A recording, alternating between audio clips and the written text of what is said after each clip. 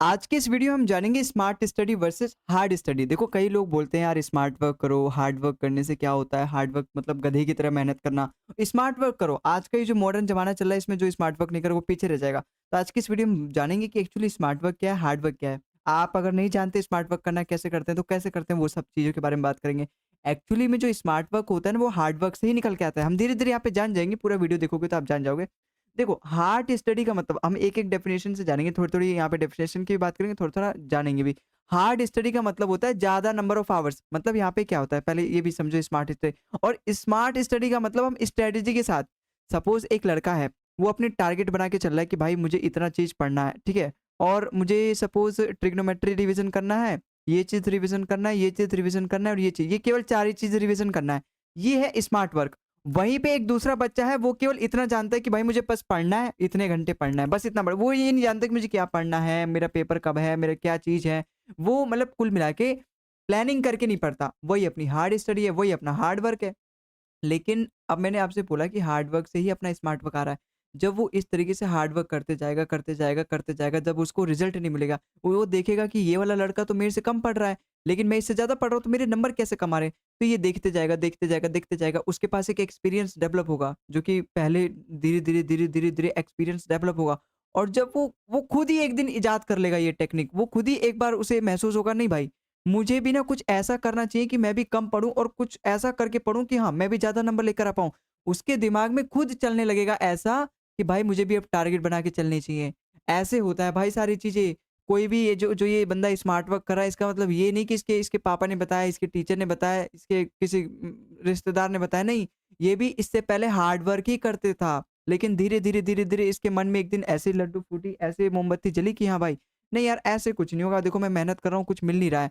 तो ऐसा कुछ करें कि हाँ, कम से कम स्टडी मुझे मिल जाए। तो ऐसा चीज़ आपको कब आएगा? जब आप मेहनत करोगे। इसीलिए बोला जाता है कि जो स्मार्ट वर्क होता है ना, वो एक्चुअली हार्ड वर्क से ही आता है। हार्ड वर्क का ही बच्चा है। जब आप बहुत ज़्यादा हार्ड वर्क कर लेते हो, तो धीरे-धीरे, धीरे-धीरे आपकी जो दिमाग है वो इतना ज़्यादा लेवल बढ़ जाता है उसका, आपकी सोचने की क्षमता इतनी बढ़ जाती है कि आप जो भी काम करते हो वो स्मार्ट हो जाता है। समझ में आया आपको? तो स्मार्ट वर्क कुछ अलग चीज़ नहीं है भाई, हार्ड वर्क से ही आता है स्मार्ट वर्क। ठीक है? आगे हम बात करते हैं hard work without direction wasted, वही वाली टाइम है। अगर आप हार्ड वर्क करते हो, आपके पास कोई डायरेक्शन नहीं कि भाई मुझे आज ये करना है, या फिर कोई आपके जीवन में कोई लक्ष्य नहीं कि भाई मैं इस चीज़ की प्रिपरेशन कर रहा हूँ, मुझे इससे रिलेटेड केवल देखना है। अब आप प्रिपरेशन कर रहे हो ये एसएससी की, पीवाईक्यू लगा रहे हो, यूपीएससी की, रीजनिंग दोनों में आती है। तो फिर कहाँ से होगा भाई? स्मार्ट वर्क करो। अगर आप एसएससी की तैयारी कर रहे हो तो एसएससी की, पीवाईक्यूज़ पे फोकस करो। एसएससी के बालक के इंटरव्यू देखो, एसएससी के टीचर्स को फॉलो करो, एसएससी का जो पैटर्न चल रहा है उसको फॉलो करो। किसी दूसरे एग्ज़ाम पर आँख उठा के मत देखो। ये होता है स्मार्ट वर्क। स्मार्ट वर्क का मतलब एक एक इस उसमें एक निर्धारित डायरेक्शन में मुझे जाना है। अब स्मार्ट जब आप प्लानिंग करते हो ना कि सब कुछ मुझे ये करना है, मेरा ये पूरे साल का टारगेट है, आज 1 जनवरी और मैंने ये सारी चीज़ें अपने टारगेट बनाया। फिर अब जैसे आपने ये पूरे साल का बड़ा-बड़ा टारगेट बनाया कि ये मुझे अचीव करना है। फिर आपने उसको लेकर 1 महीने का टारगेट बनाया, अगर मैं जनवरी में ये वाला टारगेट पूरा कर दूँगा तो हाँ, मैं बिल्कुल सही स्पीड से चल रहा हूँ। फिर जनवरी में फिर आपने 1 वीक का टारगेट बनाया। अब ऐसा नहीं कि आप इसके लिए अलग-अलग डायरी बनाओ, नहीं, ये चीज़ें मन में सोची जाती हैं। बस ये बड़ा-सा टारगेट बनाया जाता है और ये मंथली एक अलग से डायरी या फिर एक अलग से पेज लेके आपने चिपका दो कहीं भी, और फिर उससे आप अपने मन में सोचो कि वीक में इतना कर लूँगा, इतना कर लूँगा। तो ये सब कुछ प्लानिंग है, जो कि आपकी एफिशिएंसी को इंक्रीज़ करेगा। एफिशिएंसी मतलब आप कितने ज़्यादा आउटपुट निकाल पा रहे हो अपनी प्रिपरेशन में। भाई अगर मेरे को नहीं पता कि मुझे क्या करना है, मेरे को बस इतना पता है कि मुझे एसएससी निकालना है, मुझे मतलब ये सारी प्रिपरेशन करके और पेपर में नंबर लेकर आना है। लेकिन केवल इतने से थोड़ी ना होगा, मुझे ये भी तो जानना पड़ेगा कि मुझे क्या-क्या पढ़ना है, इंग्लिश पढ़ना है, रीजनिंग पढ़ना है, मैथ पढ़ना है, जीके जीएस पढ़ना है। फिर ये भी जानना पड़ेगा उसमें क्या-क्या पढ़ना है, trigonometry, algebra, percentage ratio, profit loss, discount, simple interest, compound interest, maths में noun, pronoun, determiner, adjective, intention of speaker, tense, ये सारे सब्जेक्ट्स हैं। चैप्टर्स हैं ये सारे। रीजनिंग में अपने क्लॉक, कैलेंडर, सबसे ज़्यादा सिलोजिज़्म पूछा जाता है, सिटिंग अरेंजमेंट पूछा जाता है, नंबर सीरीज़ पूछे जाते हैं। बाकी और भी सारे ऐसे बहुत सारे चैप्टर हैं जो आप पढ़ोगे। तो ये सारी चीज़ें क्या है? ये प्लानिंग है, ये देखना है, एनालाइज़िंग है, ये एनालाइज़ है। अच्छा जीके जीएस की अगर मैं बात करूँ तो उसमें 12 से 13 क्वेश्चन अपने स्टैटिक के आते हैं, मतलब पूरा मिला के सब्जेक्ट वगैरह स्टैटिक, और फिर 10 से 12 क्वेश्चन उसमें अपने करंट अफेयर से पूछे जाते हैं। तो ये सारी चीज़ें क्या है? यही सब चीज़ें स्मार्ट वर्क है भाई। इस सब चीज़ों को एक बार पहले एनालाइज़ करना, understand the syllabus, understand the exam pattern. मैं क्यों बोलता हूँ आपको बार-बार, अगर आप किसी भी चीज़ की तैयारी कर रहे हो ना, सबसे पहले आप अपने सिलेबस को अंडरस्टैंड करो। आप अगर अपने सिलेबस को समझ जाओगे, आपके लिए जर्नी बहुत आसान हो जाएगा कि आपको अब पता चल जाएगा मुझे क्या करना है और कितने दिन में करना है। लेकिन जो बच्चे वो इसको एनालाइज़ करते नहीं है, वो सिंपली टीचर का एक बैच खरीद लेंगे और अब तो यही है जो है। अब ये जितना टीचर पढ़ाएगा बस मुझे इतना पढ़ना है आँख बंद करके। हालाँकि वो ठीक है लेकिन आप अपनी तरफ से भी थोड़ी मेहनत करो यार। आपको भी तो पता होना चाहिए, ऐसे तो कोई भी आपको उल्लू बना देगा। आपको कोई भी ईज़ी-ईज़ी पढ़ा देगा और आप सोचो कि हाँ, ये जितना टीचर ने पढ़ाया वही बहुत है। आप अगर खुद से एनालाइज़ करोगे कि यार पीवाईक्यू में तो इतने तारे इस तरह-तरह के क्वेश्चन हैं। अगला देखो पीवाईक्यूज़ ही है, हालाँकि पीवाईक्यूज़ जो है स्मार्टर है। आप अगर देखोगे यार पीवाईक्यूज़ में तो इतने हार्ड-हार्ड सवाल पूछे जा रहे हैं जो कि मेरे को लग रहे हैं हार्ड और मेरा टीचर तो बैच में ये सारे क्वेश्चन करवा ही नहीं रहा। ये तो केवल हलवा-हलवा सवाल करवा रहा है जिसको मैं देख के लग रहा हूँ अरे वाह यार! मतलब अच्छा है, ठीक है, मज़ा आ रहा है मतलब ये मैं अब तो नौकरी पक्की समझो। लेकिन आपको नहीं पीवाईक्यूज़ भी तो आपको एक पीवाईक्यू की बुक खरीदनी है या फिर आजकल तो इंटरनेट का ज़माना इतना बढ़ चुका है, आप मॉक टेस्ट वगैरह लगाओ उसमें आपको पता चल जाएगा। पीवाईक्यूज़ की मतलब पीवाईक्यू चैप्टर वाइज़ भी आपके मॉक टेस्ट देते हैं, उसमें जाके देखो। तो ये सारी चीज़ें आपको एक एनालाइज़ करना पड़ेगा, एक पेपर पे लिखना पड़ेगा कि हाँ, मुझे किस टीचर से पढ़ना है, क्या-क्या मेरा सिलेबस है, मैं जिसकी तैयारी करने वाला हूँ, उसमें किस तरीके से मेरे को अपनी पूरे साल की जर्नी निकालनी है। अब ये काम आपको तभी करना है, जब आप चाहते हो कि ये फर्स्ट अटेम्प्ट ही मेरा लास्ट अटेम्प्ट हो। वरना आप चाहते हो कि नहीं यार, अभी तो मैं ग्रेजुएशन का फर्स्ट ईयर है, अभी मेरे पास 3 साल हैं, 3 साल, सोचो 3 साल है और हर किसी का फर्स्ट अटेम्प्ट में निकलता भी नहीं है। 2-3 अटेम्प्ट मान लो और 5-6 साल है, तो यार आराम से तैयारी करते रहे, बाद में स्ट्रैटेजी देखेंगे। फिर तो फिर ऐसे ही करो फिर तैयारी, फिर आपको कोई स्ट्रैटेजी, फिर कोई टाइम टेबल, कोई टारगेट्स वगैरह पूरे करने की ज़रूरत नहीं, कोई निर्णय लेने की ज़रूरत नहीं कि मुझे इस साल ये करना, नहीं। फिर तो आप ऐसे ही करो। लेकिन अगर आप चाहते हो कि मेरे को जल्दी सफलता मिले और जल्दी मैं कामयाब हूँ, जल्दी से सेटल हूँ, जल्दी से इन सब चीज़ों से बाहर निकलूँ मैं, पढ़ाई-लिखाई से और इन सब चीज़ों से, मेहनत से, फाइनेंशियली कंडीशन अपनी ठीक करूँ जल्दी-जल्दी, तो आपको ये सारी चीज़ें करनी पड़ेगी भाई, वेल एंड गुड, करनी पड़ेगी। जो टॉपर होता है ना, वो भी करता है ये सारी चीज़ें। अब वो या तो सीखता है 3-4 सालों में अपनी गलतियों से, तो वो उसको समय सिखाता है या फिर वो ये सब चीज़ें पहले ही मान के सीख लेता है, एक्सेप्ट कर लेता है कि हाँ भाई, ये सारी चीज़ें करनी पड़ेगी। हालाँकि वो अच्छे से उसकी स्कूलिंग अच्छी रही होगी, वो स्कूल में ये सारी चीज़ें करके आता है, 8वीं 10वीं में उसने ये सब चीज़ें करी होती है, तो एसएससी में उसको ज़रूरत ही नहीं होती, अपने दिमाग में ही वो सब कर लेता है। ठीक है? तो ऐसा करना पड़ता है भाई। आप किसी से भी पूछो जो अच्छा-सा एक्सपीरियंस होगा, जिसने एसएससी में जिसको तैयारी 1-2 साल हो चुकी होगी या फिर जिसका सिलेक्शन हुआ होगा, उससे पूछोगे ना, तो वो डेली का टारगेट लेके चलता है वो, कि मुझे आज ये करना है, ये करना है, ये करना है। ऐसा नहीं कि आपकी तरह एकदम रैंडमली आएगा, लेक्चर खोलेगा, पढ़ेगा, पूरा दिन उसका लेक्चर लेने में निकल जाएगा, बस हो गया। अब फिर अगले दिन आएगा, फिर से वो लेक्चर ही लेगा और एक आध 10-15 मिनट रिवीजन कर लेगा। ऐसा नहीं होता भाई। एक प्रॉपर प्लानिंग के साथ चलता है। मुझे सोचना है कि आज मैंने लेक्चर लिया, पहले इसको रिवीजन करूँगा, तब जाके मैं अगला लेक्चर देखूँगा, वरना वो लेक्चर बर्बाद हो जाएगा। बाको आपको रिवीजन करना है। ये भी अपना प्लानिंग के अंदर ही आता है कि मुझे हाँ, वीकली प्लानिंग करना है या डेली रिवीजन करना है या फिर अपना मंथली रिवीजन करना है। अब यहाँ पे लिखा है जो रिवीजन है वो स्मार्टर होता है री-रीडिंग से। देखो कई लोगों को रिवीजन करना ही नहीं आता। कई लोग बोलते हैं कि रिवीजन में यार बहुत ज़्यादा समय लगता है। देखो रिवीजन में ज़्यादा समय क्यों लगता है यार? आपको बस केवल एक बार ऊपर से देखना ही तो है। ये जैसे अपने पास रिवीजन है, आप उसको रीडिंग मत करो, ऊपर से देखो। हालाँकि मैथ के सवाल को आपको सॉल्व करना पड़ेगा, लेकिन मैं इंग्लिश जैसे सब्जेक्ट के लिए बता रहा हूँ, जीके चीज़ के लिए, आप उसको देखो यहाँ पे क्या-क्या, क्या-क्या, क्या-क्या है और जहाँ पर भी आपको लगे क्या ये मैंने पढ़ा नहीं था क्या? ये वाला कीवर्ड मेरे को याद नहीं आ रहा, वो उसके बारे में थोड़ा-सा डीप में पढ़ लो, यही होता है रिवीजन, ऐसे ही होता है। रिवीजन का मतलब होता है केवल एक बार और आपके विज़न में आ जाए। भई रिवीजन अपना 2 वर्ड से मिलके बना है, री-विज़न। अब विज़न मतलब आपकी दृष्टि, तो विज़न में एक बार और आ जाए, रिवीजन हो गया। तो आपकी नज़र में वो एक बार और आ जाए मतलब अब आपके वो एक तरीके से उससे जो भी रिलेटेड डाटा है, उसकी जो यादें हैं वो आपके दिमाग में अब ताज़ा हो गई। तो आपको केवल री-रीडिंग नहीं करना। क्यों? क्योंकि जब हम रीडिंग करते हैं तो हमारा ब्रेन हमारे साथ नहीं होता। जब हम रीडिंग करते हैं तो हमारा केवल दिमाग मतलब केवल हम मुँह से बोल रहे होते हैं ये चीज़ यहाँ लिखा है, ये चीज़ यहाँ लिखा है, लिखा-लिखा है। ब्रेन हमारा कुछ और भी सोच सकता है। लेकिन जब हम रिवीजन करते हैं तो एकदम मौन धारण करके करते हैं। पूरा अपना 100% फ़ोकस वहीं कंसंट्रेशन के साथ अपना कि यहाँ पर ये लिखा है, क्यों लिखा है? यहाँ टीचर ने अगर मेरे को ये लिखवा रखा है, सबसे बेस्ट रिवीजन करने का तरीका ये है कि अपने नोट से करो रिवीजन, ठीक है? क्योंकि वहाँ पे आप अपनी राइटिंग में लिखते हो तो और भी ज़्यादा मज़ा आता है और भी ज़्यादा इंटरेस्ट बनता है और भी ज़्यादा दिमागी चीज़ दिमाग में घुसती है, ठीक है? तो रिवीजन आपको इस तरीके से करना है। बाकी मोन analysis is most important then मॉक्स count, ये समझो पहले। इसका मतलब ये है, आपने अगर 100 मॉक्स दिए, आपने 100 मॉक्स दिए और एक बंदे ने सपोज़ केवल और केवल 85 मॉक दिए। आप केवल मॉक्स देते हो, उसको एनालाइज़ नहीं करते। आपके मॉक में 110 नंबर, अरे ठीक है यार, धीरे-धीरे बढ़ते जाएँगे। आपके मॉक में 140, अरे ठीक है यार, आपने इसके बावजूद भी मॉक एनालिसिस नहीं किया। चलो आपको 160 नंबर आ रहे हैं, उसके बावजूद भी आपने मॉक एनालिसिस नहीं किया। अरे यार, मेरे तो 160 नंबर आ ही रहे हैं लगभग हर मोड में, मॉक एनालिसिस करने की क्या ज़रूरत है? मॉक एनालिसिस तो हम तब करते हैं जब हमारे सवाल गलत जाते हैं। यहाँ तो मेरे को 160 मेरी कट ऑफ तो क्लियर हो ही रही है। आप सबसे बड़ी गलती कर रहे हो। भई और जो बच्चा यहाँ पे 85 केवल मॉक लगाया लेकिन वो हर मॉक को अच्छे से एनालाइज़ कर रहा है। हर मॉक में अपने आप को वो इम्प्रूव कर रहा है। मॉक एनालिसिस का मतलब है हर मॉक से मैं कुछ ना कुछ सीख रहा हूँ, अपने आप को इम्प्रूव कर रहा हूँ और ये काम आप कर ही नहीं रहे हो, आपके यहाँ पे 160 आ रहे हैं, ऐसा भी तो हो सकता है जो मॉक आप लगा रहे हो वो सबसे ईज़ीएस्ट मॉक हो, उसमें आपके 160 आ रहे हैं। पता चले ये जो मॉक लगा रहा है जिसमें इसके कम नंबर आ रहे हैं, वो आप वो लगाओगे तो आपको इससे भी कम नंबर आए मिले। तो आपको एनालिसिस ज़रूर करना है। अच्छा, एनालिसिस मतलब क्या होता है? चाहे मेरे मतलब इतने नंबर आए चाहे ना आए, एनालिसिस ज़रूर करना है। अब एनालिसिस का मतलब ये होता है कि मेरे जितने भी सवाल गलत गए, वो एक्चुअली क्यों गलत गए? क्या वो इसलिए गलत गए कि मेरे नोट्स में नहीं थे? क्या वो इसलिए गलत गए कि मैंने इसके बारे में कभी पढ़ा नहीं? अगर नहीं पढ़ा तो आप उसको अपने नोट्स में इंक्लूड करो। अगर थे, तो ये क्यों गलत गया? क्या ये रिवीजन की कमी से है? तो ये फिर उसको रिवाइज़ करो फिर से। तो ये सारी चीज़ें हम अपने अंदर एक्चुअली झाँकते हैं कि एक्चुअली यहाँ पे जो मेरे सवाल गलत जा रहे हैं, वो क्यों जा रहे हैं? मॉक एनालिसिस में हम ये भी चेक करते हैं कि एक्चुअली हमारे जो क्वेश्चन है सिली मिस्टेक की वजह से गलत गया क्या? क्या यहाँ पे नोट लिखा होता मैंने नोट नहीं पढ़ा था इसकी वजह से गलत गया क्या? क्या इसमें मैं सबसे ज़्यादा समय ले रहा हूँ जो बाकी के लोग यहाँ पे समय दे रहे हैं अपना? जैसे दिखाता है ना प्लेटफ़ॉर्म पे मौके कि इस क्वेश्चन में मैंने अपना 1 मिनट का समय दिया और जो बाकी के जो बच्चे हैं वो उनका एवरेज 30 सेकंड ही लग रहा है। फिर तो ये भी गड़बड़ है, मेरा समय ज़्यादा लग रहा है जो कि गलत बात है। मेरा भी लगभग इतना ही आना चाहिए या फिर इससे कम होना चाहिए। तो ये सारी चीज़ें भी फिर आप अपने अंदर चेक कर पाते हो और आपको पता चलता है कि मुझे किस-किस चीज़ों पे और काम करना है, ठीक है? अगला पॉइंट अपना फ़ोकस करना है स्कोरिंग टॉपिक पे फर्स्ट। इसका मतलब ये है, जो भी आपने स्कोरिंग टॉपिक जैसे मैंने आपको क्या बताया सबसे पहले आपको अपने एग्ज़ाम पैटर्न को समझना है, पीवाईक्यूज़ को एनालाइज़ करना है। भले ही आपको कुछ नहीं पता कि ये पीवाईक्यूज़ है कौन से चैप्टर का लेकिन आपको एक बार देखना है प्रिपरेशन स्टार्ट करने से पहले कि कैसे सवाल आते हैं। जब आप वहाँ पे देखोगे ना, तो आपको ये पता चलेगा यार ट्रिग्नोमेट्री का तो लगभग हर मॉक में क्वेश्चन है। अलजेब्रा का तो लगभग हर उसमें पेपर है। सिम्प्लीफिकेशन का तो हर उसमें है। या परसेंटेज की तो एक आधे क्वेश्चन है लेकिन परसेंटेज के इतने सारे हमें लेक्चर्स लेने पड़ते हैं, हमें इतने सारा पढ़ना पड़ता है।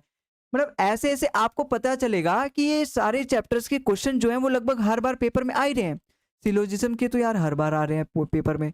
अब पॉलिटी का तो यार हर बार लॉ से ये जो अपने होते हैं, इनसे तो हर बार सवाल आ रहा है। इसका मतलब ये सारे जो हैं चीज़ें इम्पोर्टेंट है। तो आप जब इन पे पढ़ोगे तो विशेष ध्यान रख के पढ़ोगे। वही कहा है कि आप स्कोरिंग टॉपिक पे ज़्यादा फ़ोकस करोगे। क्यों? क्योंकि इनसे हर बार सवाल आ रहे हैं। अगर आप इन पे अपना ज़्यादा समय दोगे, ज़्यादा फ़ोकस से करोगे तो आपके चांसेस बढ़ जाएँगे नंबर लाने पे। वरना अगर एक समान सभी को पढ़ोगे, मतलब आप उस चैप्टर को भी उतने ही फ़ोकस से पढ़ोगे जितना वो इम्पोर्टेंट है अगर ज़्यादा और उस चैप्टर को भी आप उतने ही फ़ोकस से पढ़ोगे जो कम इम्पोर्टेंट है, तो फ़ायदा क्या है यार? जो ज़्यादा इम्पोर्टेंट है उसको अच्छे से पढ़ो, जो कम इम्पोर्टेंट है उसको एवरेज पढ़ो, ठीक है, नॉर्मल तरीके से। लेकिन जो ज़्यादा इम्पोर्टेंट है उसको थोड़ा-सा ज़्यादा समय दो, थोड़ा-सा ज़्यादा उनमें प्रैक्टिस करो। बात आई समझ में? हालाँकि यहाँ पे एक चीज़ और आती है, जो भी आपके वीक पॉइंट्स हैं, सपोज़ आपकी अलजेब्रा वीक है या फिर आपकी ज्योमेट्री वीक है, तो आप ज्योमेट्री को थोड़ा-सा ज़्यादा समय देके एक बार कंप्लीट कर लो, एक बार अच्छे से प्रैक्टिस कर लो, फिर उसके बाद रिवीजन देते रहो उसको भी। ठीक है? तो इस तरीके से हमें करना होता है भाई। अगला हमारा शॉर्टकट ट्रिक का वाइज़ली यूज़ करना, ये तो आपको टीचर ही सिखाएगा, जहाँ पर भी आप पढ़ते हो टीचर से, जिस भी टीचर से, वो आपको शॉर्टकट तरीका भी बताएगा। लगभग मोस्ट ऑफ द जो टाइप्स होते हैं, उनके शॉर्टकट ट्रिक होते हैं। मतलब अगर मैं 100 से सवाल बोलूँ, तो 100 में से 60-70 ऐसे सवाल होते हैं जिनकी जो कि ट्रिक से हो जाते हैं। अब ये ट्रिक्स कहाँ से आएँगे वो आपका टीचर ही बताएगा। ये जो शॉर्टकट ट्रिक होते हैं इनकी प्रैक्टिस करनी होती है।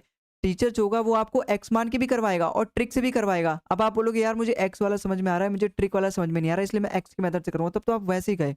आपको ये समझना है, नहीं आ रहा तो भी समझना है, अपने दिमाग को कंट्रोल करो, अपने दिमाग को मतलब उसको तप करो उसको। मतलब करो उसको कैसे भी करके उसकी वैल्यू बढ़ाओ, उसको एफिशिएंसी गिराओ या फिर बढ़ाओ, सोशल मीडिया कम करो, फालतू की चीज़ें बर्बाद टाइम मत करो। मतलब अपने आप को ज़्यादा भले ही अगर वो आपको नहीं समझ में आ रहा 3-4 बार समझो, लेकिन ये ट्रिक से ही आपको समझना पड़ेगा क्योंकि पेपर में समय बहुत कम होता है और जो मैक्सिमम बच्चे होते हैं ट्रिक से ही करते हैं, तभी उनकी नौकरी लगती है। क्योंकि बहुत समय कम है ना, आप नहीं कर रहे लेकिन दूसरा कोई तो ट्रिक से कर रहा है और वो आपसे आगे निकल जाएगा। इसलिए आपको वो काम करना पड़ेगा जो आपका टीचर यहाँ पे डायरेक्ट कर रहा है कि भाई तुझे ये काम करना पड़ेगा, ठीक है?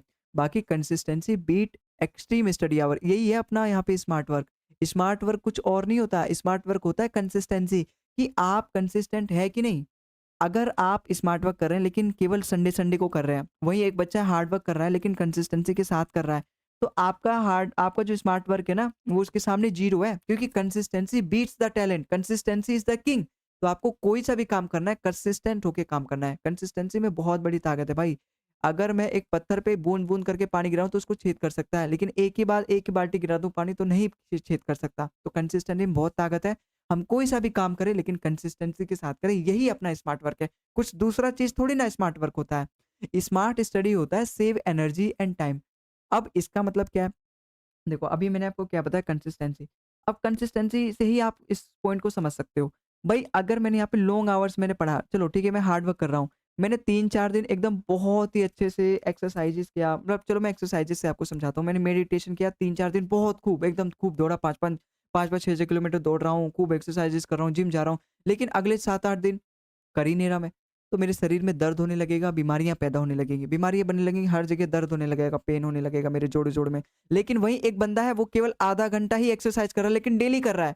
उसके शरीर में पेन दर्द नहीं होगा, उसकी एनर्जी सेव रहेगी, उसका टाइम भी सेव रहेगा। आप यहाँ पे 3-4 दिन खूब दौड़ रहे हो, खूब एक्सरसाइज़ कर रहे हो, टाइम बर्बाद हो रहा है। क्योंकि उसके बाद आपने छोड़ दिया, आपका शरीर फिर कुछ बेनिफिट होने वाला नहीं, कुछ बनने वाला नहीं है। आपकी एनर्जी भी वेस्ट हुई। लेकिन वहीं आपने स्मार्ट तरीके से केवल आधा घंटा किया, लेकिन डेली किया कंसिस्टेंसी के साथ। यही तो होता है अपना स्मार्ट वर्क, और कुछ नहीं होता। स्मार्ट वर्क होता है सिंपल तरीके से फॉलो करते जाना कंसिस्टेंसी के साथ। वही हार्ड वर्क ही करते हैं एक तरीके से। वही आपका जब सक्सेस में बदलने लगता है धीरे-धीरे, तो दुनिया उसी को स्मार्ट वर्क बोलने लगती है। बस और कोई बात नहीं है यहाँ पे। आई होप आपको समझ में आया होगा। तो एक्चुअली में ये दोनों कॉम्बिनेशन होते हैं, कॉम्बिनेशन होते हैं, जैसे हार्ड वर्क हो गया और स्मार्ट वर्क हो गया। जो आप हार्ड वर्क कर रहे हो वही एक समय के बाद स्मार्ट वर्क कहलाने लगता है। समझ में आया ये सब क्यों? क्योंकि इससे जो पहले सारे पॉइंट्स थे वो लगभग इसी पर पॉइंट थे कि आपको किस तरीके से हार्ड वर्क करना है, किस तरीके से आपको स्मार्ट वर्क करना है। स्मार्ट वर्क मैंने आपको बताया, वही हार्ड वर्क ही होता है स्मार्ट वर्क आपका। लेकिन जब धीरे-धीरे हार्ड वर्क करते मेरे दिमाग का लेवल इतना बढ़ जाता है, अब मैं मेरी सोचने की क्षमता इतनी बढ़ जाती है कि मैं जो भी काम करता हूँ वो स्मार्ट तरीके से करने लगता हूँ। जो मैं 6 महीना पहले काम करता था, आज 6 महीना बाद मैं कंसिस्टेंसी के साथ काम कर रहा हूँ, तो आज ज़रूर इम्प्रूवमेंट मेरे को देखने को मिला है। वही स्मार्ट वर्क है। तो हार्ड वर्क से ही अपना स्मार्ट वर्क आता है, और दोनों कॉम्बिनेशन के साथ चलते हैं। ऐसा नहीं कि आज मैं अगर 6 महीना बाद हूँ तो मैं परफेक्ट हो गया हूँ। नहीं, कल से मैं परफेक्ट हूँ। क्या पता आगे चल के 6 महीना, ओ क्या पता क्या आगे चल के 6 महीना में आज से मैं और भी ज़्यादा परफेक्ट हो जाऊँगा, तो धीरे-धीरे जो मेरा हार्ड वर्क है, वो और भी ज़्यादा स्मार्ट होते जाएगा। तो जो स्मार्ट वर्क है वो हार्ड वर्क से ही निकल के आता है। समझ में आया? बाकी स्मार्ट वर्क आप अपनी स्टडी में कैसे इम्प्लीमेंट करोगे, यहाँ पे देखो, जो भी आपकी एवरीथिंग है वो स्टडी नहीं करना। कि सपोज़ आप कोई किसी भी एक चैप्टर पे, सपोज़ आपके चैप्टर में आप उसको रैंडमली पढ़ रहे हो। मतलब 3-4 टीचर का फ़ॉलो करना है, मतलब यही है इनडायरेक्टली कि एक टीचर ये भी पढ़ा रहा है, दूसरा टीचर ये चीज़ पढ़ा रहा है, तीसरा टीचर ये चीज़ पढ़ा रहा है, चौथा टीचर, और आप चारों टीचर से पढ़ रहे हो कि भाई अगर मैं चारों टीचर से पढ़ूँगा तभी मैं ये सारी चीज़ें पढ़ लूँगा। आपको नहीं, एक जो टीचर होता है ना, उसका अलग समझाने का तरीका होता है, वो अपने अलग तरीके से पढ़ाता है, जो दूसरा होता है वो अपने अलग तरीके से पढ़ाता है। वो अपने-अपने तरीके से पढ़ाते हैं। तो वहाँ पर यही है कि आप किसी एक टीचर को फ़ॉलो करो। आप किसी भी चीज़ को ऐसे ब्लाइंडली फ़ॉलो मत करो कि मुझे सारी चीज़ पढ़ने के चक्कर में मैं बहुत सारी रिसोर्सेज़ खरीद लाऊँ, बहुत सारी किताबें खरीद लाऊँ और उसको मैं पढ़ने लगूँ, नहीं। अगर एसएससी में जैसे ऐसे कई बच्चे करते हैं ना, जो अपना जीके जीएस को वो सोचते हैं यार जीके जीएस में बड़े बच्चे कमज़ोर हैं। लेकिन मैं ऐसा नहीं होऊँगा, मैं चैलेंज लेता हूँ। मैं छठी से लेके 12वीं की एनसीईआरटी लेकर आऊँगा और एकदम अच्छे से पढ़ूँगा। एवरीथिंग ब्लाइंडली वाला केस आ गया यहाँ पे। आपको अवॉइड करना है ये सारी चीज़ें। आपको लिमिटेड पढ़ना है, लिमिटेड रिसोर्स से ही आपका सिलेक्शन होगा। लेकिन इसको कंसिस्टेंसी के साथ रिपीटेड वे में पढ़ना है, बार-बार उसी को पढ़ना है। 100 चीज़ पढ़ने से अच्छा एक ही चीज़ को 100 बार पढ़ लो, वो आपका पक्का हो जाएगा, ठीक है? और ये कैसे आएगा? ये आपका नोट्स है। आप अपने नोट्स को पढ़ो बार-बार, ना कि आप अलग-अलग किताब लेकर आओ कि भाई मैंने इस वाली बुक को एक बार पढ़ ली, अब दूसरी बुक मिला उसको एक बार पढ़ूँगा। अब ये वाली पीवाईक्यू मैंने भाई किरण पब्लिकेशन की मैथ की बुक सॉल्व कर ली, अब मैं दूसरी वाली पब्लिकेशन पिनेकल की ला, अब मैं उसको सॉल्व कर नहीं, आपने अगर किरण पब्लिकेशन की 1 बार सॉल्व कर ली, 2 बार सॉल्व करो, 3 बार सॉल्व करो। ये नहीं कि अब पिनेकल की लाओ, अब इसको सॉल्व करेंगे, फिर इसको 2 बार सॉल्व कर नहीं, इसी को 2-3 बार सॉल्व करो।